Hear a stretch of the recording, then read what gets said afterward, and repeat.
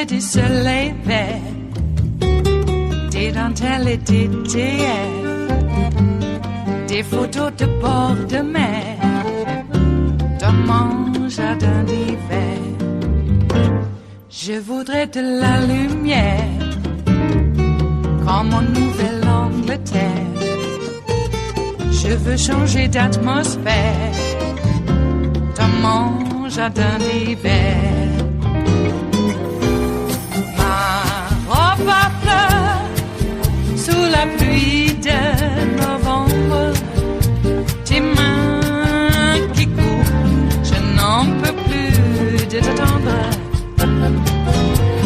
Les années passent, il est loin, là je tombe. Nul ne peut nous entendre. Je voudrais du Fred Astaire. While protests broke out across the country over the weekend, President Trump stayed largely silent, except for a slew of tweeting that appeared to actually stoke tensions. A senior administration official tells the Washington Post that the president and some of his advisors calculated that he should not speak to the nation because he had nothing new to say. He had no tangible policy or action to announce yet. But in a series of tweets on Saturday morning, Trump addressed the protests that took place outside the White House. He first thanked the Secret Service, saying the agents let protesters scream and rant as much as they wanted. He added, big crowd, professionally organized, but nobody came close to breaching the fence. If they had, they would have been greeted with the most vicious dogs and most ominous weapons I've ever seen. The president also appeared to invite his own supporters to gather outside the White House, tweeting in part, tonight I understand is MAGA night at the White House. Here's how he responded when asked about his tweets. With your tweets today, are you concerned that you might be stoking more racial violence or more racial discord? No, not at all. MAGA says, make America great again. These are people that love our country. I have no idea if they're going to be here. I was just asking. But I have no idea if they're going to be here. But MAGA is make America great again. By the way, they love African American people. They love black people. MAGA loves the black people. According to NBC News, President Trump has dismissed advice from his allies urging him to tone down his rhetoric. Multiple people familiar with the discussion say there is broad agreement among Trump's allies that his current, largely incendiary messaging on protesters could backfire politically and also potentially further fuel the turmoil. Senator Tim Scott of South Carolina, the only African-American Republican in the Senate, said yesterday that he told the president some of his tweets about the violence that has swept the nation were, quote, not constructive, and that Trump was responsive to his suggestions for ways to improve his message. I spoke with the president yesterday morning, and he and I had a good conversation about what are the next steps. I told him what I'm going to tell you, which is, Mr. President, it helps us when you focus on the death, the unjustified, in my opinion, the criminal death of George Floyd. Those tweets are very helpful. Mr. President, it is helpful when you lead with compassion. But Senator Scott, I've got a minute left. Did you speak truth to power? And did you say to him, when you talk about thugs, when you talk about looting and shooting, and you talk about vicious police dogs, what did you say about that? I used similar words that you just used, which was we talked about the fact that there is a constructive way to have a dialogue with the nation in this similar fashion that we had a conversation after Charlottesville. I think his tweets yesterday were far more responsive after the conversation. I'm thankful that we can have that conversation. We don't always agree. I didn't agree with some of his tweets beforehand, but we had the ability to sit down and dialogue on how we move this nation forward and not let the detractors get in the way of what has been a pretty phenomenal couple of years economically. Well, you look at actually what Senator Scott said, Mika, and he brought up, it's interesting that he brought up Charlottesville and Donald Trump's moral equivocation in Charlottesville, because actually the president's top aides were telling reporters that this, they believed, was his low point since Charlottesville. The thugs comment, when the looting starts, the dogs. Shooting starts. When he talked about vicious dogs, that obviously is code. And there's not a civil rights leader that doesn't think back to Bull Connor releasing vicious dogs on protesters back in the 1960s. There you have an image from Birmingham. When he talks about the vicious dogs, when he talks about when the looting starts, the shooting starts, which is, of course, the catchphrase of a bigoted segregationist from the 1960s. And then when he talks about MAGA night at the White House, which of course, certainly to people inside the White House, their fear was that it seemed like the president was trying to start a riot outside of the gates of his own White House. That's obviously, again, the White House insiders consider this to be, according to reports, his low point since Charlottesville. Well, and it's sort of like two things going on, this sort of sowing fear and hate and stowing the violence on Twitter. And yet a lot of people felt during that moment in the Rose Garden on Friday when he chose not to speak about George Floyd and everything that was going on, and he turned around and walked away, turned his back on America. The question started popping up, is he afraid to do anything? What is holding him back?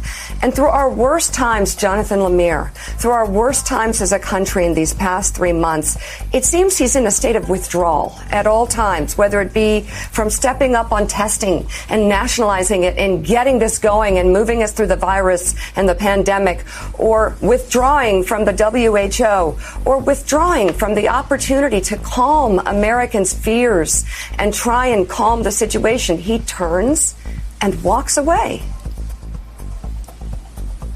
Mika, there was a moment last night in Washington, D.C., just after 11 o'clock p.m. when the city's curfew went into effect. There were protests in Lafayette Park, just across Pennsylvania Avenue from the White House. A few fires were burning, loud chants. Both of those things could be seen and heard from the building. And what happened to the White House? The exterior lights that always illuminate the building were turned off, and the building was plunged into darkness. And I think for a lot of Americans, that's been a representative of the lack of leadership from President Trump. And a number of his allies have the same concern right now. Of course, the lights went out for security reasons. That is why Secret Service made that decision, because the protests were so close to the building. But it's emblematic. The last few days of the White House, as you mentioned, the president on Friday had an opportunity. He had a Rose Garden event. He was going to talk about China and his anger there about WHO and, of course, the pandemic. But there were plans for him also to address George Floyd's death. He did not. He chose not to give those remarks. He walked away. Friday night, as the protests really got out of hand in Lafayette Park, surprising Secret Service agents rushed the president to the underground bunker at the White House, which is usually used just in the case of terrorist attacks. Most famously, that's where the Vice President Cheney, was taken on September 11th. President Trump spent about an hour there Friday night. Saturday morning, of course, we had this series of tweets seeming to want to almost incite the riot with MAGA night. And for the record, there don't seem to be many Trump supporters who showed up that evening, and the praise of the Secret Service, and even suggesting that they would turn to really violent means to turn back the protesters, which, according to our reporting, upset a number of the agents. Of course, that was not their intent. We had a weekend full of divisive tweets from the president, leaning into political scores, attacking Democratic governors and mayors, trying to take credit for quieter nights because of the National Guard deployment, even though they had been out there days before in places like Minneapolis. There was also, Mika, a discussion to address the nation. There were top advisors, had thoughts about how the president, speaking to the country, perhaps Saturday night or last night from the Oval Office, they decided not to do it. They felt there were not any policy proposals to give out. The president wasn't sure of a message to give. They didn't feel like there was a sense of a real note of unity that he could sound. They also remembered his last Oval Office address in the early days of the pandemic, which was a disaster and sowed confusion and fear. So they opted not to do it. And instead, he has remained quiet and out of sight outside of these few inflammatory tweets. It is Monday, the 1st of June of 2020, and you are in West Coast Cookbook and Speakeasy. I am your chef de cuisine, Justice Putnam. Gunner, the English Bulldog, is the snoozing sous chef, and our daily special is River City Hash Mondays. Oh, do we have a gourmet dish for you repurposed from everything that happened over the weekend? Everything? Well, what was left over from everything? Wow. It is quite a scene. Lots of property damage. What is that all about? And I have to say that I'm not going to put the onus on the property damage completely on us, meaning we have the left, because we don't really countenance that type of behavior when it really gets down to it, doesn't it? I want to remind folks that property damage is destroying livelihoods, which in my book is interfering with the pursuit of happiness, let alone life and liberty. Not all businesses are these mega corporations that represent evil. Please.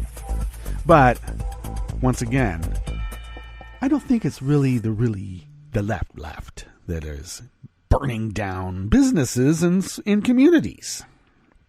Who would do that? Now, I have to say, we got to acknowledge there's a broad spectrum of extremists, meaning whatever Antifa is. Oh, yeah, did you hear?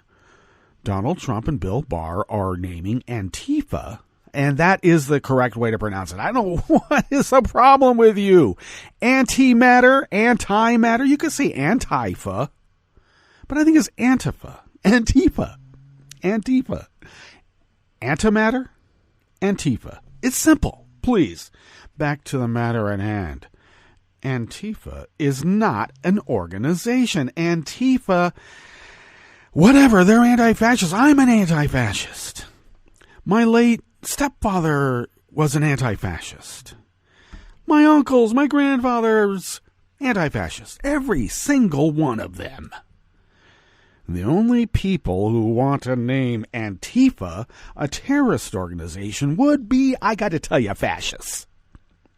Oh, did you know who else named their Antifa a terrorist organization right after the Reichstag fire?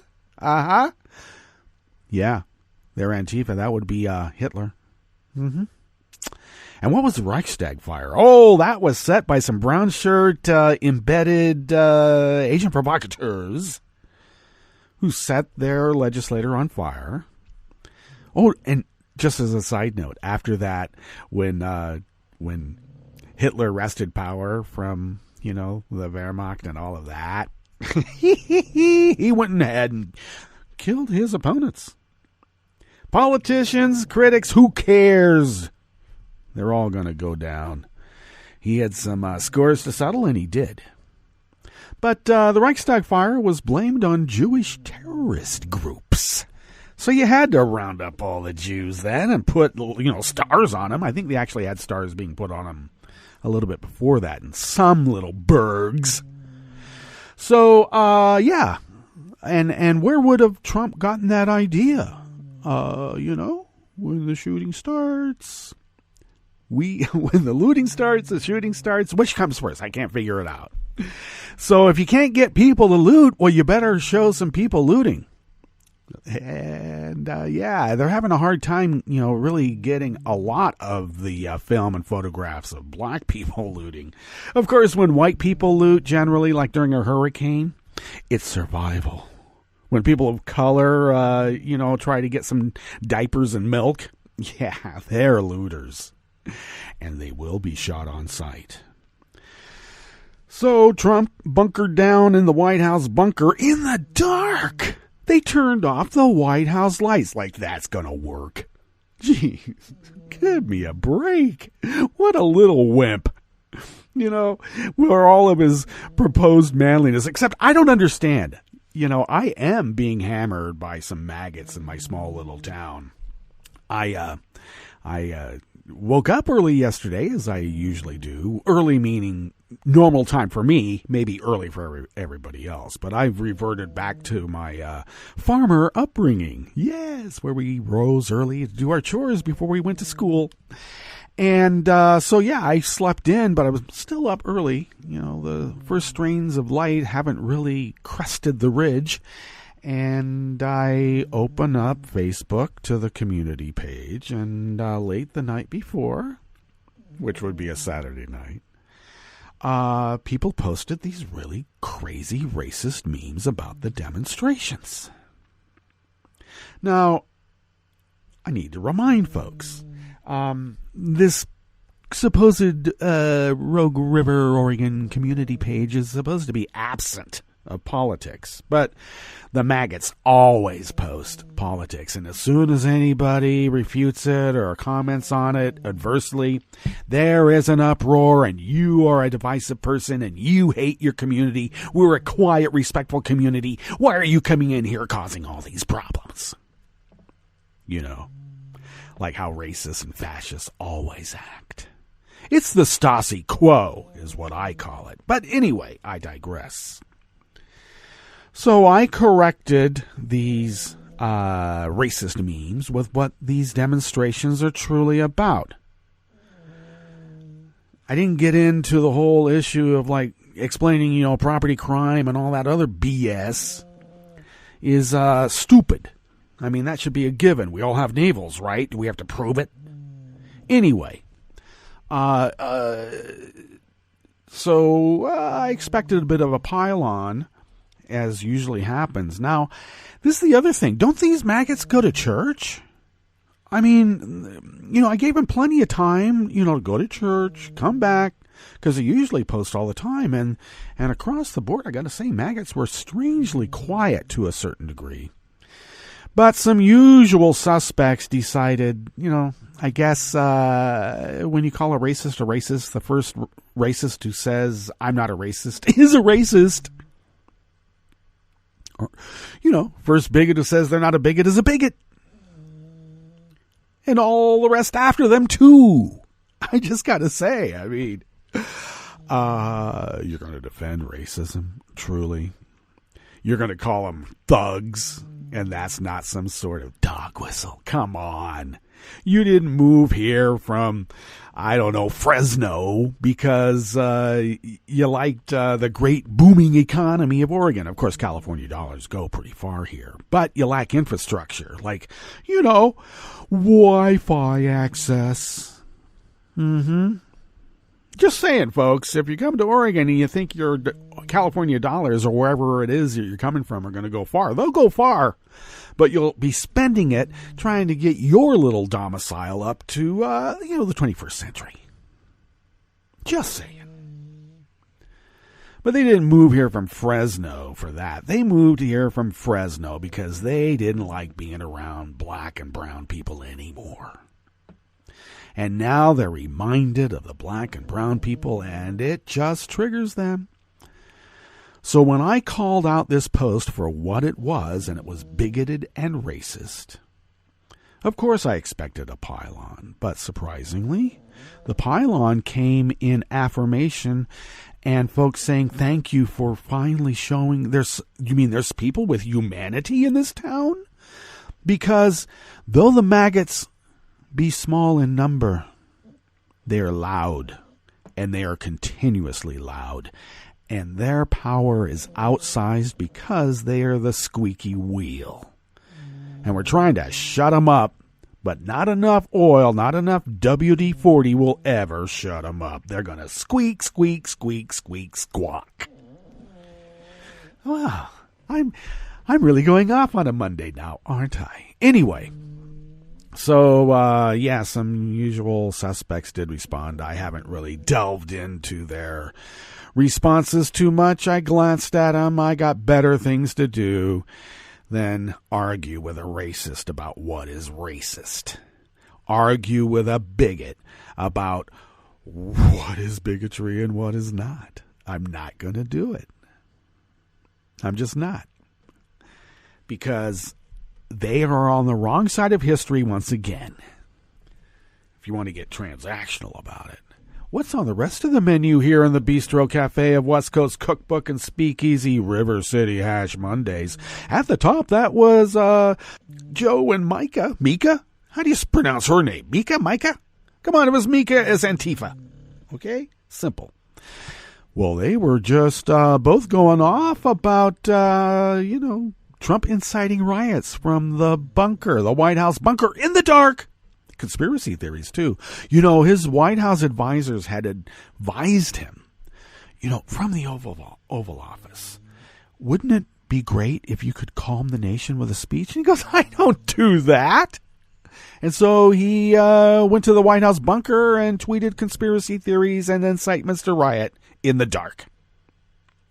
That's Trump, our leader. On the rest of the menu, coronavirus cases have more than quadrupled in the month since Trump told meat packer employees to get back to work.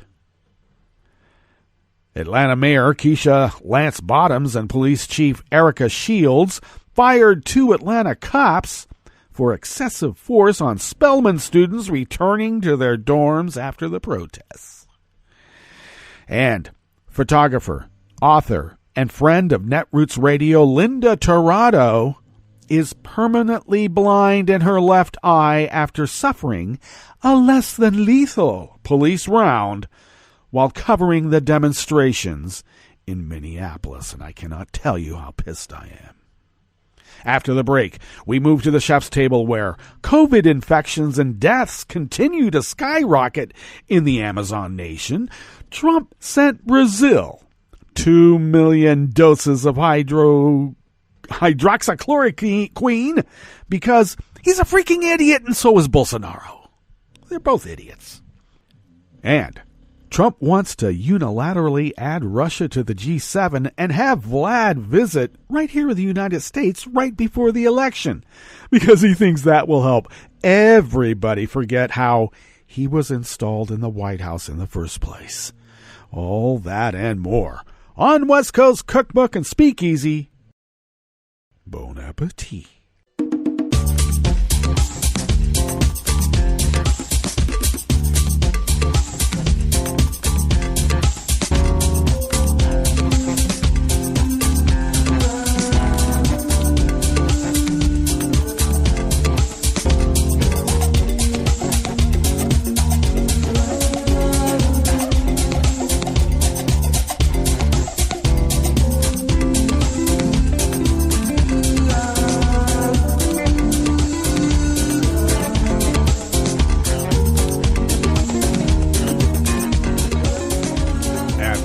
Bottom of our homepage at netrootsradio.com. To the rightish of the page is our chat room link, monitored by Kelly Lincoln, who does so much more than just monitor the chat room link, I should add. Thank you, Kelly. To the leftish of the chat room link at the bottom of our homepage at netrootsradio.com is our link to our Patreon page. And though we be a powerhouse of resistance and how we mostly fund this is out of our own wallets, we would be unable to do this without you. And we have been doing this for almost 10 years now, continuous 24/7, 365 broadcasting resistance radio as the founders originally intended. If you could afford an espresso type coffee drink sent once a month our way, those funds, we can stretch those dollars beyond compare. And even more so now during a coronavirus and the civil unrest because people are kind of pissed. But thank you for your generosity over all these many years. And we would be unable to do it without you. I'll repeat that. And I know times are tough. And thank you anyway for hanging in there. We do appreciate it, and it does help. The bills keep going up. Indeed. If you would like to follow Netroots Radio on Twitter, it is so simple. You just go to @NetrootsRadio because Tom takes care of that, and he makes everything simple, concise, and the way it should be, as the founders originally intended. Yes, indeed. Thank you, Tom. Follow me on Twitter at Justice Putnam. I post the show notes and links diary on Daily Co's about 10 minutes before showtime. Get that posted up on social media for your social media posting pleasure. You can follow the show on Twitter at Cookbook West, and most importantly, pick up podcasts by way of Spreaker, Stitcher, TuneIn, iHeart, YouTube, iTunes, etc., etc., etc. Boy, my snoozing sous chef is snoozing. Hope you don't mind. Well, even if you do, too bad. He's part of the show now. I love him. You know, you make allowances for those who you love, right? Yes, you do. And he's not causing any evil problems in the world. Otherwise, I'd be disowning him, which some family members have been. Extended family. All right, we better get into this first offering here in the Bistro Cafe because we're burning up time again. And it's out of the American Independent by Dan Desai Martin.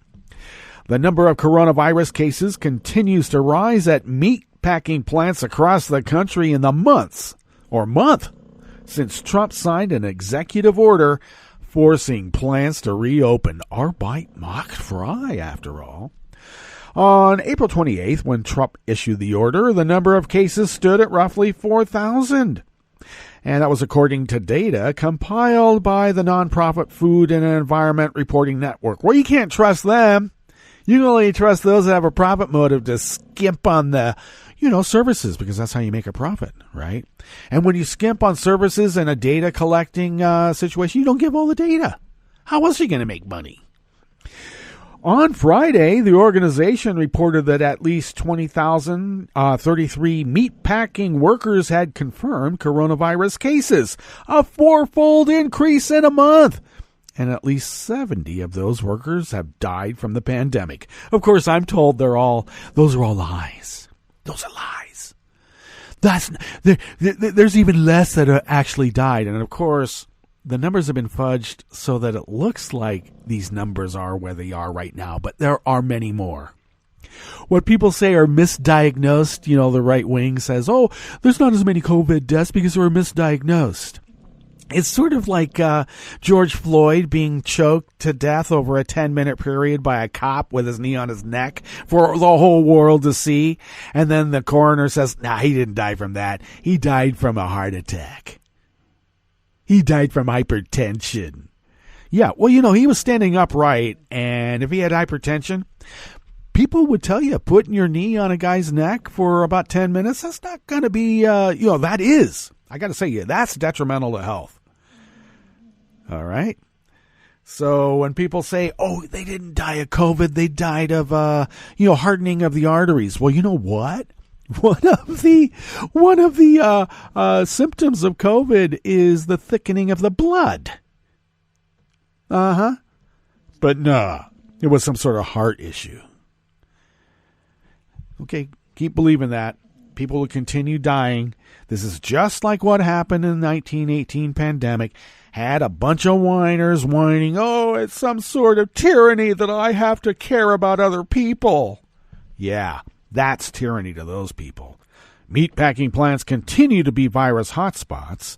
An analysis published on Thursday found that rural counties that include meatpacking plants that experience COVID-19 outbreaks have coronavirus infection rates that are 5 times higher than the average for all rural communities.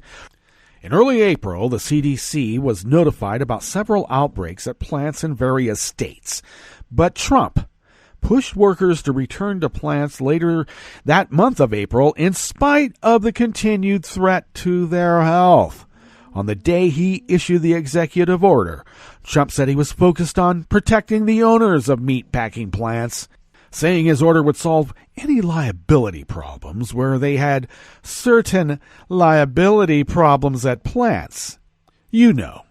Like your employees dying.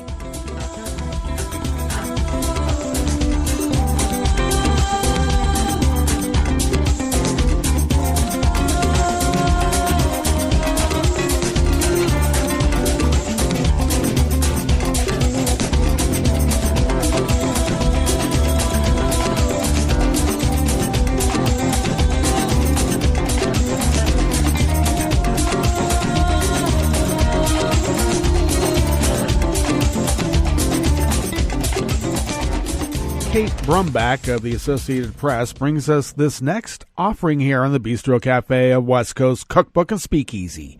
2 police officers have been fired and 3 others placed on desk duty over excessive use of force during a protest arrest incident involving 2 college students. Mayor Keisha Lance Bottoms said at a news conference that she and Police Chief Erika Shields made the decision after reviewing body camera footage of a Saturday night incident that first gained attention from video online and on local news. Use of excessive force is never acceptable, Bottoms told reporters. Shields called the footage really shocking to watch, and it was. These 2 little kids, I mean, they're probably 18, 19 years old. Oh, did I mention there was a curfew order and they were pretty much arrested about 5 minutes after this order was put in that no one knew about until moments before it was put in? So let's be clear. No grace period, apparently, especially if you're black.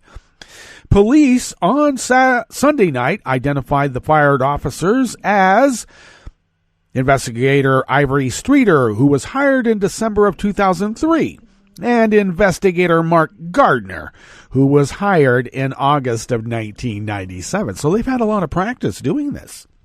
Bottoms said the woman, Tania Pilgrim, was released without charges. She said the man, Messiah Young, was released too, and she's ordering the charges against him dropped. She didn't specify what charges he faced. A police report says Young was charged with attempting to elude police and driving with a suspended license, except none of that was true. None of it. And though they at the time of the publication of this article, they didn't know where the kids were from. It is Spellman. Yes. Historically black university.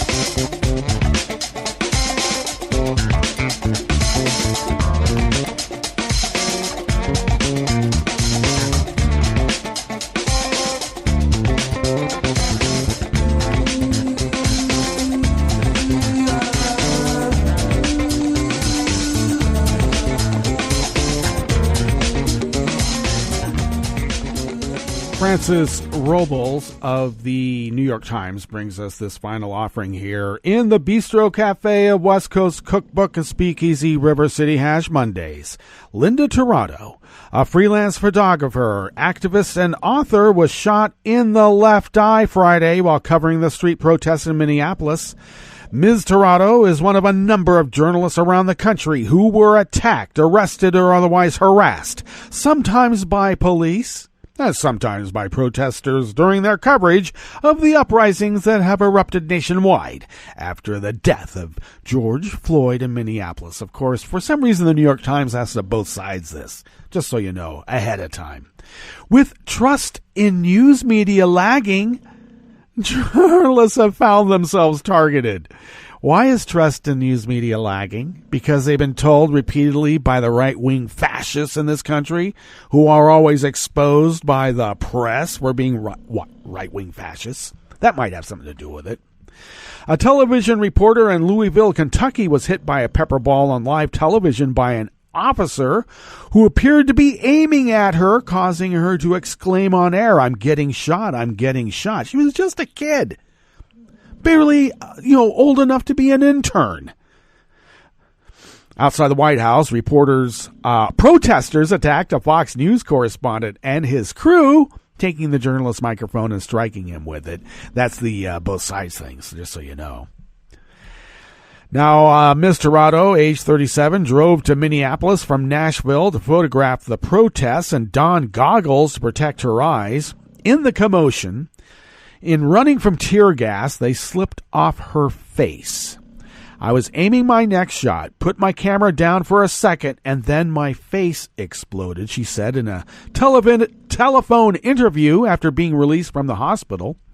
"I immediately felt blood and was screaming, 'I'm press, I'm press.'" Ms. Tirado said the shot, which she thought was a rubber bullet, came from the direction of the police. Protesters carried her out.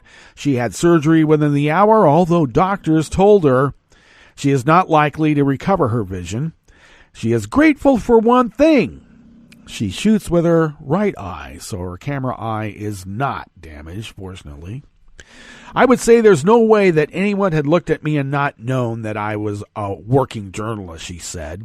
That said, police have been pretty clear that they don't care if you are a working journalist.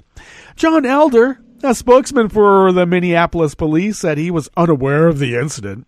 He said the department has not used rubber bullets for decades. I would say that they're admitting. And was she hit by a beanbag instead, Mr. Spokesman for the Minneapolis police, where numerous reporters and journalists from major news organizations like CNN and MSNBC have all been hit by rubber bullets? Yeah, you're not using them. Not that you're admitting. Not that you're going to let anyone know. Listen, if they have tanks, trust me, they got beanbags and they got rubber bullets. I'm pissed that a working journalist and also a dear friend of Netroots Radio has been injured, so it is morally reprehensible what the cops are doing. If you have 3 bad cops and then you have 7 more good cops who don't say anything, you know what that equals? 10 bad cops. And don't forget it. All right, let's get to our break, and when we get back from that break, we will go through weather from around the world, and we will finish up with the stories that we have curated for you today. You are listening to West Coast Cookbook and Speakeasy, and we will be right back. You are listening to netrootsradio.com. Please hang up and try again.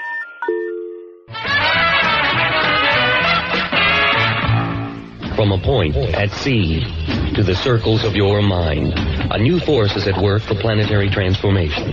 New radio for a new Earth.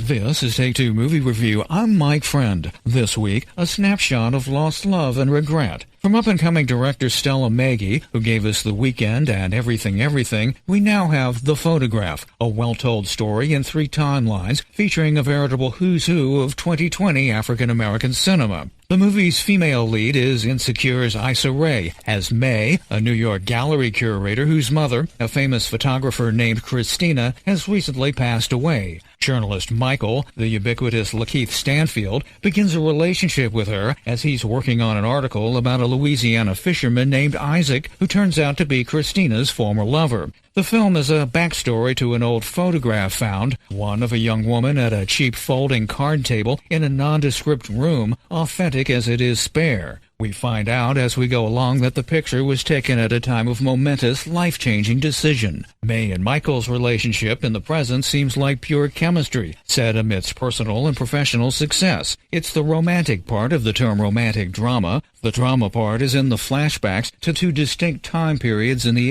80s, and which comprise a good portion of the film. We see a young Christina leave Isaac on a Greyhound bus for New York to pursue her career. We also see her visit an upstairs jazz club in New Orleans with Isaac, one that decades later is also visited by May and Michael. The point is made, the telegraphy can be forgiven. The set design and cinematography should be great for a movie entitled The Photograph, and they are. If anything, this one will leave you wanting more of the story and of these characters, leaving one to wonder if a miniseries wouldn't have been a better vehicle for this story. But if enough people see this one, maybe we'll get a sequel. This has been Take Two Movie Review. I'm Mike Friend. Catch up with us at Take2MovieReview.com and feed us back on our channel on YouTube.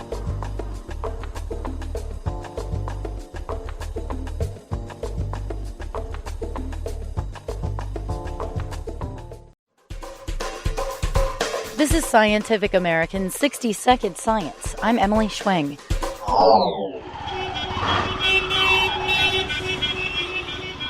This is the sound of a neighborhood in Calcutta, India in December 2016. It was recorded by resident Sukanta Majumdar.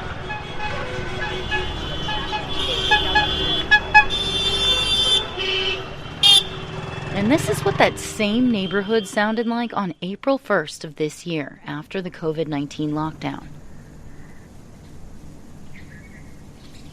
it's like a unique place and time that we have to document for the future, for sure.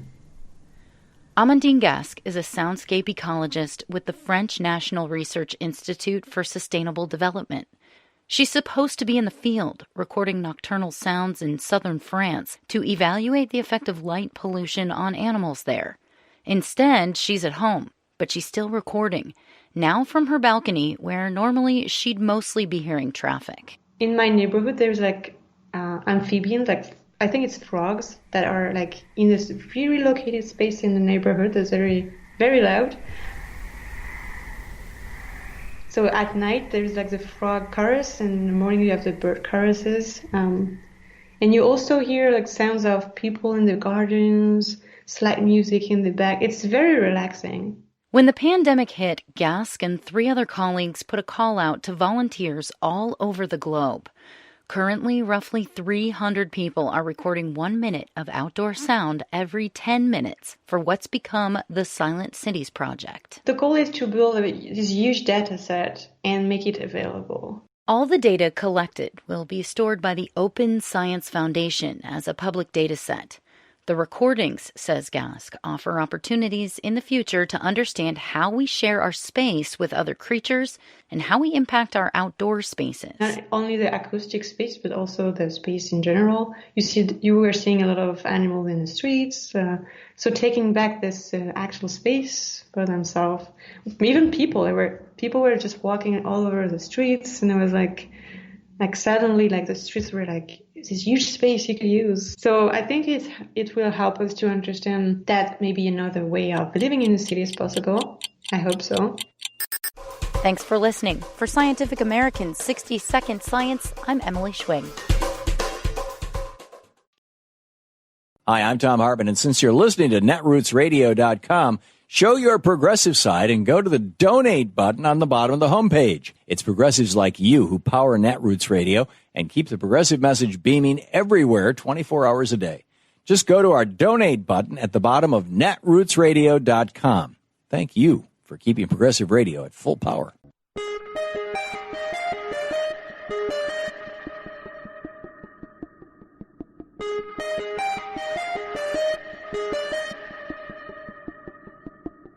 I'm Rick Smith, and this is Labor History in 2.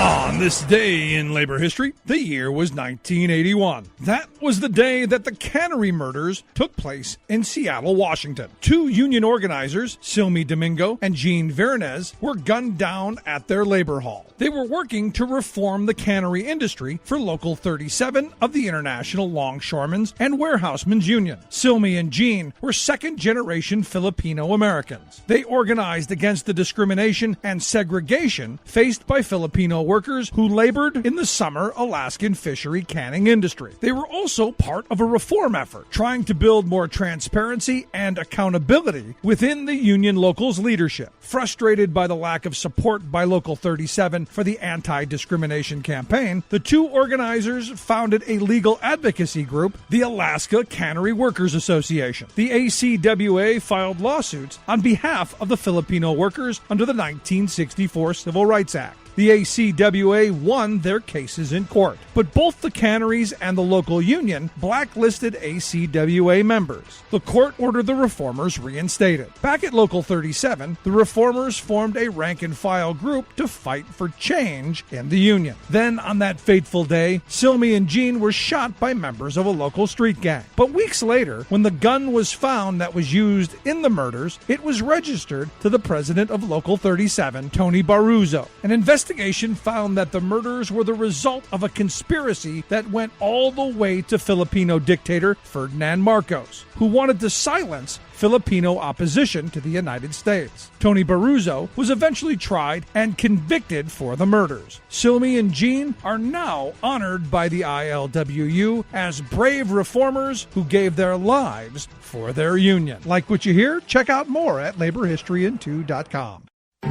I read the news today, oh boy. It's time for Nicole Sandler's What's News from NicoleSandler.com and the Progressive Voices Network. A nation still suffering from a global pandemic is now rocked by violence as outrage grows over the killing of yet another unarmed black man at the hands of the police. As June dawns, the U.S. is in a deep crisis. Aside from a few incendiary and obviously unhelpful tweets, the president has been silent on the subject, and that's probably a good thing. We've lost more than 100,000 people to a disease that disproportionately hurts black and brown people, and now protests and riots are destroying some of our largest cities. The unrest has reached the doorstep of the White House, where police fired tear gas at protesters Sunday night, and the lights illuminating the People's House were turned off. Monday marks 1 week since George Floyd was killed, and the protests have spread from Minneapolis across the nation and the world. Over the weekend, ugly scenes unfolded. Video appears to show a New York City Police Department truck plowing into a crowd. In Minnesota, a man who drove a tanker truck through a crowd of protesters on a bridge has been charged with assault. Journalists in multiple cities have been arrested or assaulted while covering the news. Businesses and buildings have gone up in flames. Widespread injuries have been reported, including at least 7 police officers hurt in Boston. In Detroit, a 21-year-old man was shot and killed during a protest, though police couldn't confirm the victim was participating at the time. At least 40 cities have imposed curfews, and National Guard members have been activated in 15 states and Washington, D.C. Around 4,000 people have so far been arrested since protests over Floyd's death began last week. Meanwhile, the former cop, who we've now all seen on video kneeling on Floyd's neck until he died, has been charged with third-degree murder and second-degree manslaughter, 2 felonies in which intent is a key element. Derek Chauvin's first court appearance is now scheduled for June 8th. But the fate of the 3 other cops who stood by and did nothing to stop the murder is still up in the air as calls for their arrests escalate. Instead of attempting to calm a very stressed nation, Donald Trump is pointing fingers, tweeting that the U.S. will designate Antifa as a terrorist organization. Once again, the orange occupant of the Oval Office is spreading dangerous disinformation and propaganda. Antifa, which stands for anti-fascist, is a broad, decentralized group of people with liberal-leaning beliefs that don't conform with the traditional Democratic Party platform. But there are many issues with designating them a terrorist group. First and foremost, most experts on the issue say it would be unconstitutional to designate First Amendment protected activity inside the U.S. as terrorism. Former Assistant FBI Director for Counterintelligence Frank Figliuzzi explains what you need to know about Antifa and the truth about who exactly is perpetrating the violence. Antifa is not an organized, centralized organization. There is no Antifa headquarters. There is no president or hierarchy of Antifa as you would see in ISIS or Al-Qaeda or any other foreign-based terrorist organization.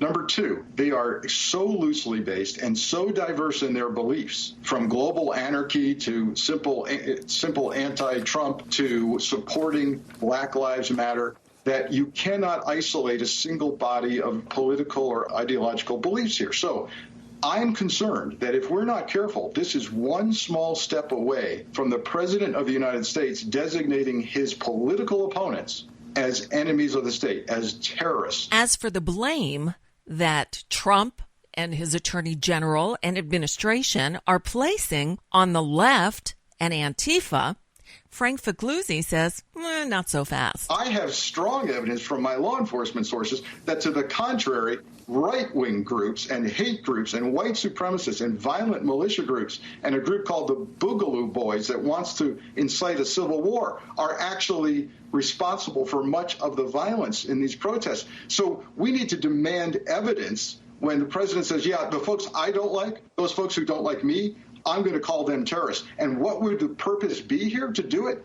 Enable federal law enforcement, imagine this, to have increased investigative techniques, undercover, online monitoring of discussions, activities, all of that, infiltration of groups. Why? Because the president and the attorney general decide we don't like these people. These people could hurt us. As you might have expected, public officials across the country on Sunday warned that mass protests could result in a spike in coronavirus infections.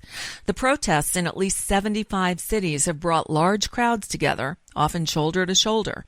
As states gradually reopen their severely damaged economies, the number of infections nationwide has risen to nearly 1.8 million, with more than 104,000 deaths directly attributed to COVID-19. And that's just a bit of what's news for now. I'm Nicole Sandler. If you appreciate these reports and the Nicole Sandler Show, I hope you'll consider making a contribution. My work is 100% listener supported, and I can't do it without your help. Find out more at NicoleSandler.com, and please click on that donate button.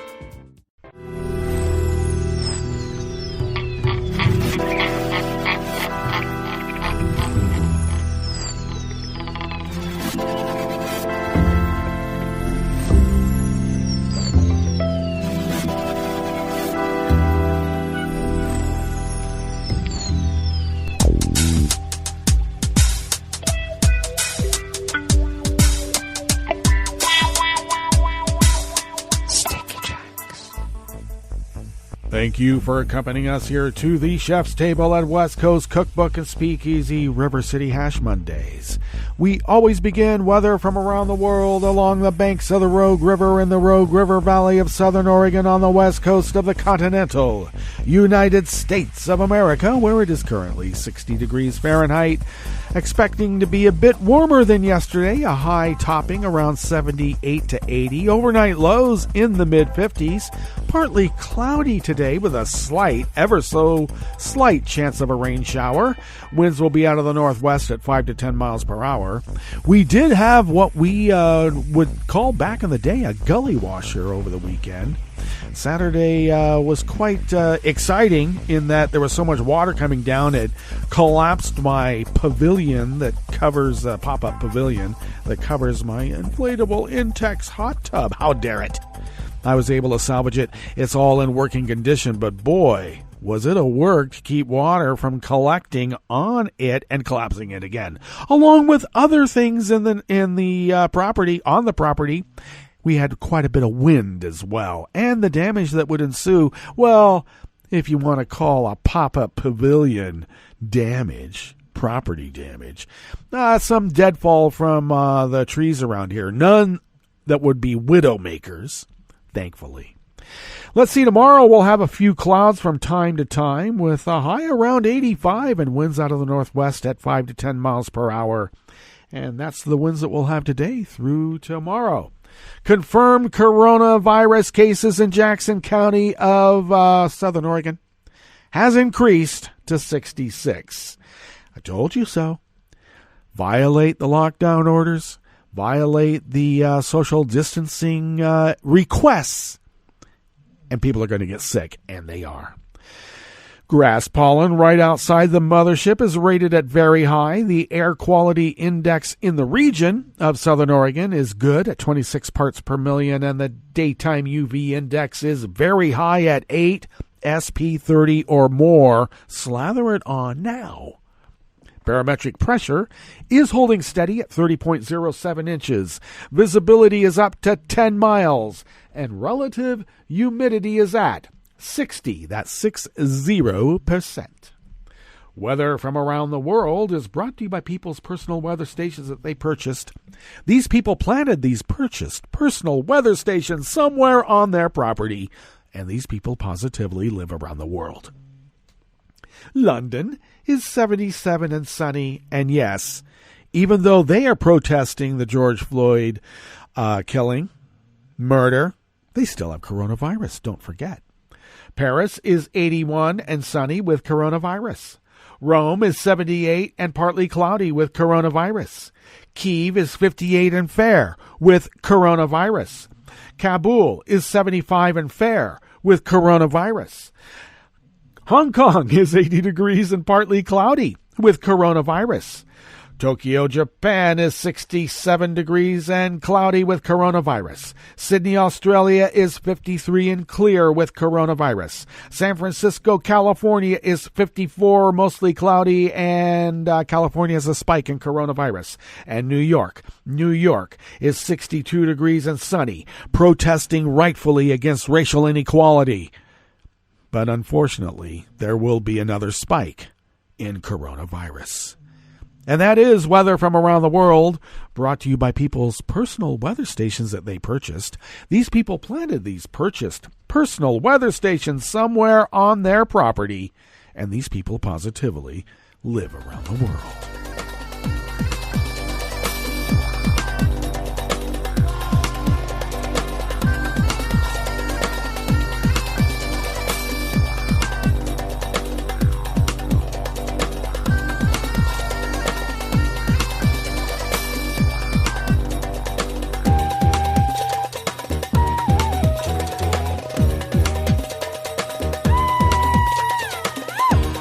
Matt Spetelnick of Reuters brings us this first amuse-bouche here at the chef's table at West Coast Cookbook and Speakeasy.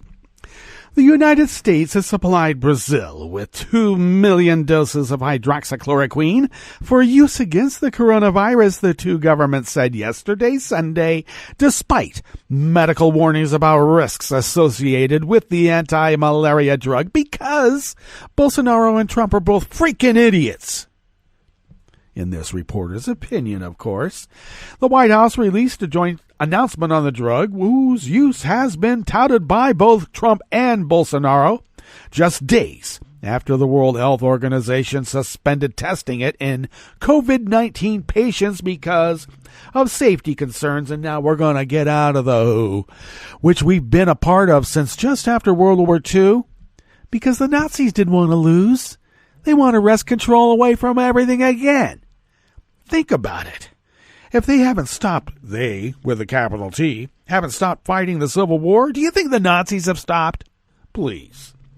Bolsonaro, a right-wing leader who has forged personal ties with Trump, said recently he kept a box of the drug in case his 93-year-old mother needed it. Or does he really mean he needs her trust fund that he doesn't get until she's gone from natural causes?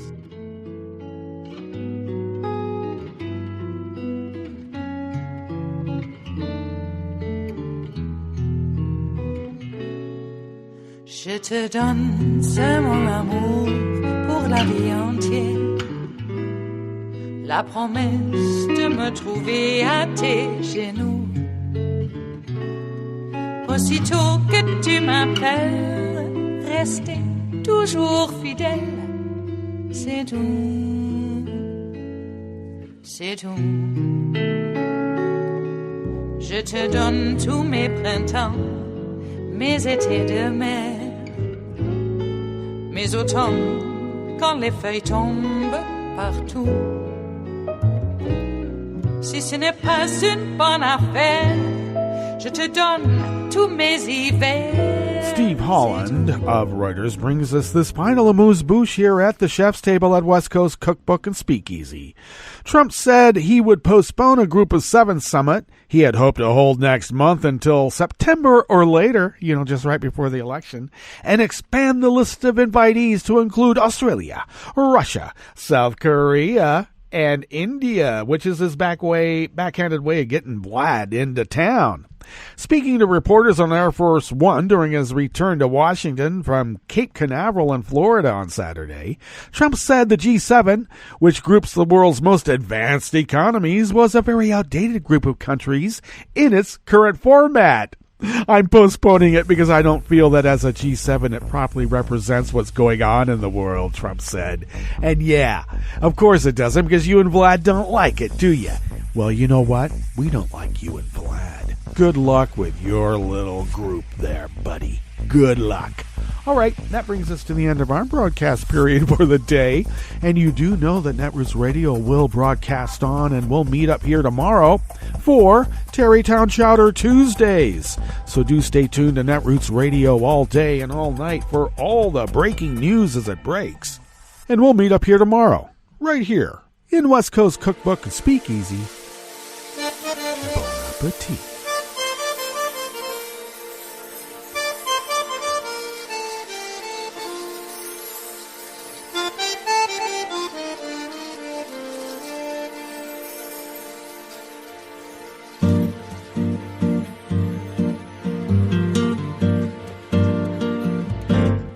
Je voudrais du soleil vert, des dentelles et des théères, des photos de bord de mer, dans mon jardin d'hiver.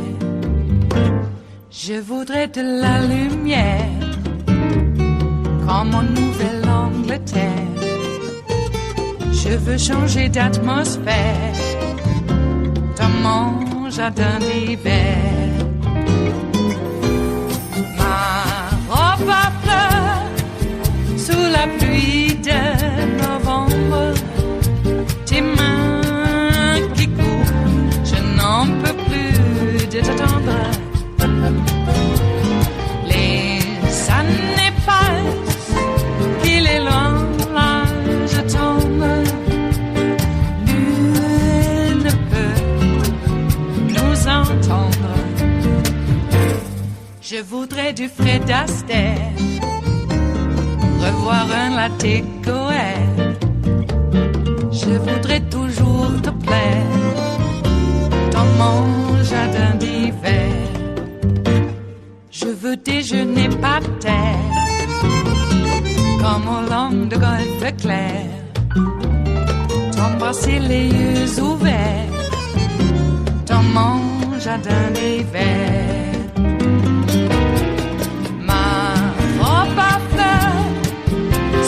Pluie de novembre, tes mains qui courent, je n'en peux plus de t'attendre. Les années passent, il est loin, là je tombe.